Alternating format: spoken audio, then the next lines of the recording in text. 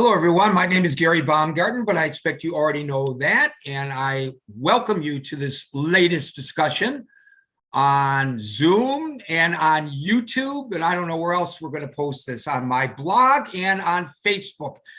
Joining me now is Boaz Frankel. This is take two because we had a technical problem with take one, but I'm sure you all enjoyed getting a laugh at that when we did the take one. But at any rate, we're here to talk about something serious. Boaz Frankel is our expert on Israel. Boaz, welcome to the discussion. Good evening, Gary, and thank you for having me. Well, thank you for joining. So, Boaz, we've had another terrorist attack in Israel, this time at the Western Wall. What do we know about it? Well, we know that the attack came apparently from the Hamas terrorist organization. They actually took responsibility for it. Which before we get into the attack itself, I find that quite interesting because at this time there was a tidbit of news. I think it was yesterday, where the Israelis and the Hamas are coming very close to a prisoner swap agreement. They haven't quite yet closed the agreement, and obviously in this agreement, when we talk about prisoner swap, we also talk about the two bodies that the Hamas are holding, that they were soldiers that were killed in the last war with Hamas, and that's part of this latest attempt agreement to swap soldiers between the two entities. So it's interesting that at this point, the Hamas is taking responsibility for a terrorist attack, knowing that they're in the middle of a very delicate, back and forth with the Israelis. The only thing I can think right now, Gary, is that the reason why they did it was in order to pressure the Israelis to tie up this deal in favor of the Hamas. That's the only reason I can think they did it.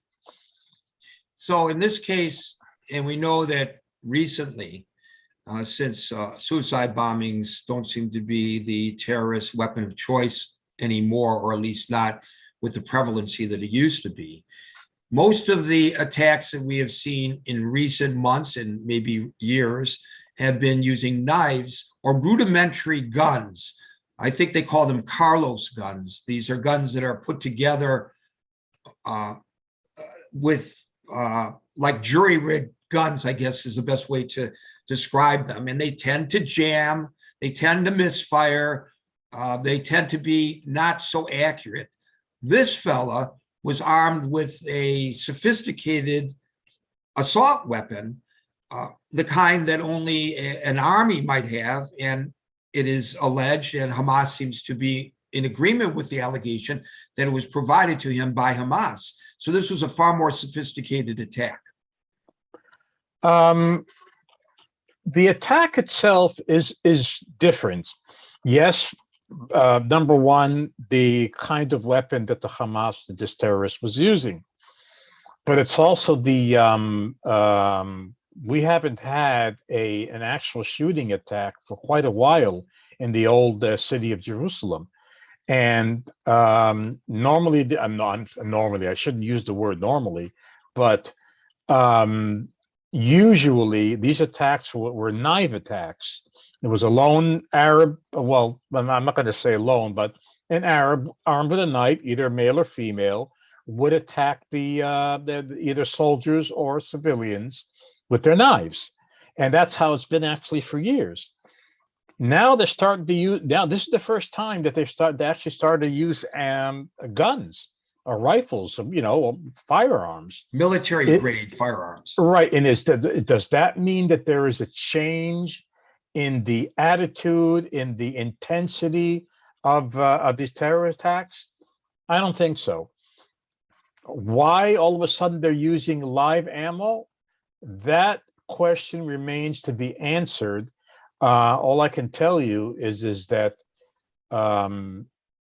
there may be a shift or rather a shift with regards to the Hamas and their innovations within the Gaza Strip to create weapons, because they're having a hard time buying and getting their hands on, like you said, military grade weapons. So they're starting to manufacture them themselves, and that could be a major change.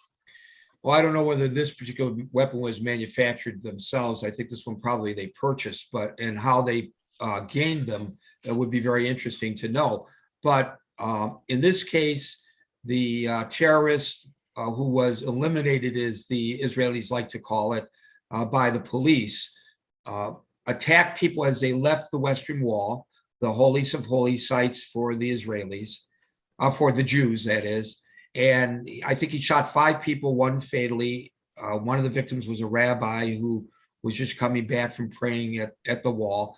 There were 2 female Israeli police officers who ran across the street, and they were joined by 2 male police officers, and they shot the terrorists. And for those who are uninitiated, I'm aware, and you are more so aware than I, in the old city there, the streets are really alleyways. They're very narrow. There's usually large numbers of people. It's a congested area. There, by the grace of God, I guess I could say, for some reason, it was sparsely populated by people. Otherwise, in all likelihood, this would have been a mass casualty incident. Indeed. And it probably would have, a lot of more people would have gotten killed if it weren't for the responders that responded very quickly.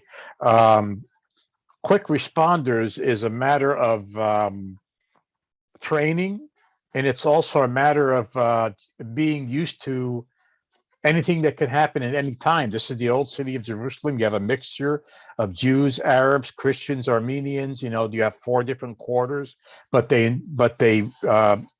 what happens in the old city, there's a lot of business that goes on between the Muslims, the Jews, despite all the differences, despite all the hatred.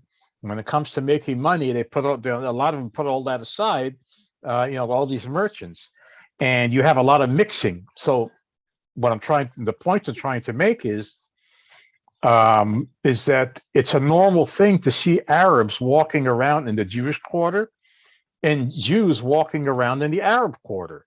It's a normal sight. When I last visited Israel, it's been a number of years, I spent a lot of my time in all 4 quarters of the old city of Jerusalem. It takes you back into another world, a previous lifetime. And you can just, as you walk through there, you could just imagine what the lifestyle was then. And you could kind of look at it and imagine what the lifestyle is now. It is not your typical suburban living that we're used to in the United States. It's quaint and interesting and historical. And I just love the old city of Jerusalem. And that brings me, in a long-winded way, to the question, and that is, could this be an attempt to cut off or stymie tourism to Israel? The State Department has already issued a travel advisory to Americans as a result of this attack. Well, here's the thing, and I hate to say this, but I am surprised that it was this type of attack. Terrorists usually want to cause a lot of damage, and in doing so, I'm surprised that this wasn't a suicide bomber, because this is usually what terrorists want to do. They don't want to shoot one person. They want to kill hundreds of people, 10 people at a time, 20 people at a time, 50 people at a time. And you do that. You can't do that with a weapon. You can only do that with a bomb, with something that you've got rigged on yourself, which Israel has had experience with in the past. But that's not what happened here. So I am thinking, I'm going back again to what I said before about the Hamas and the Israelis and this agreement that they're ironing out with regards to prisoner swap. I think the Hamas kind of like try to give Israel a nudge. Come on, let's close this deal, or there's going to be more trouble. Hamas has been known to do that. Yeah. And let's not forget, there are still occasional firings of rockets by Hamas into Yes. Israel, and these incendiary balloons, because the prevailing winds are from the Gaza into Israel. And so what they do is they light up balloons to go across the border and start forest fires. So there's constantly attacks upon Israel from the Hamas.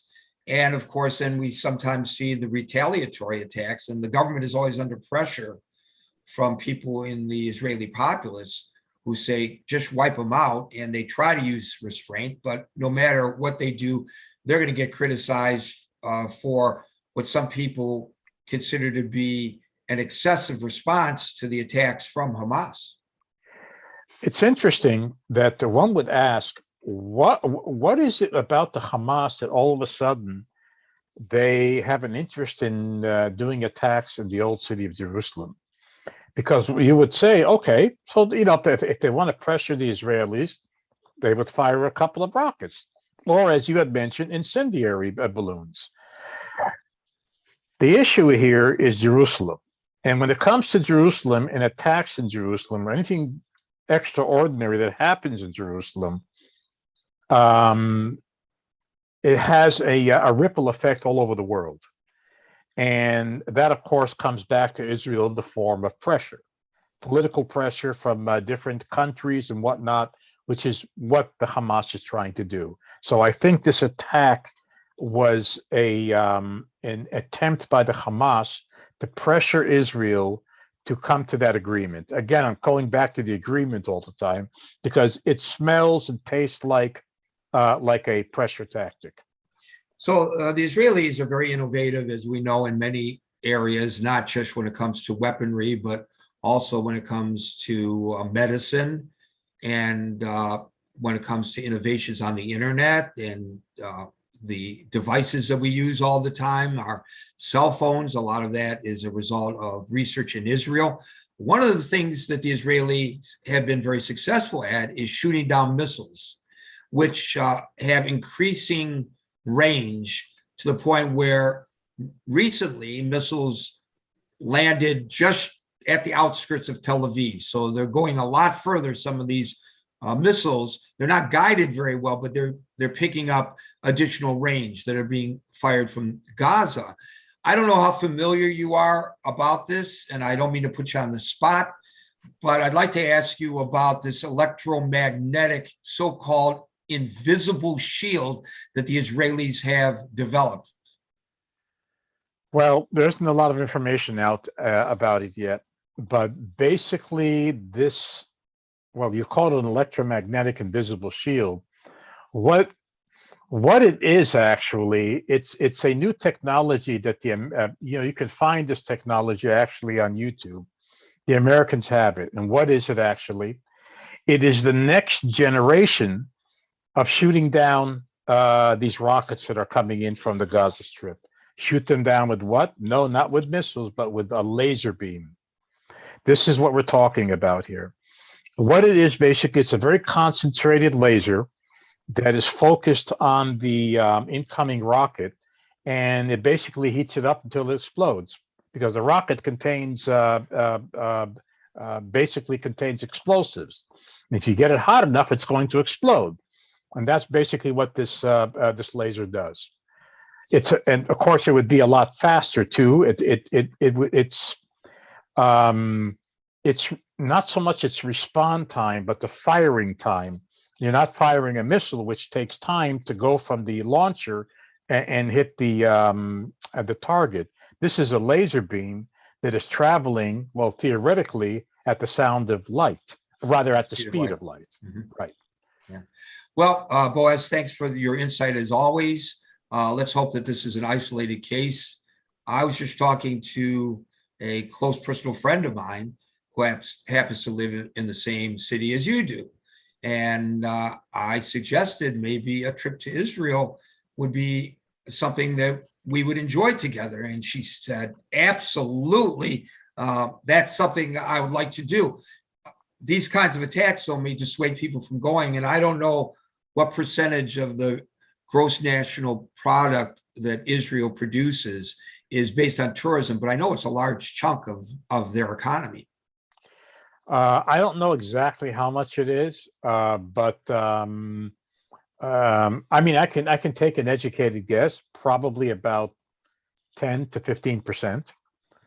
Pretty significant. And that's very significant, actually, because the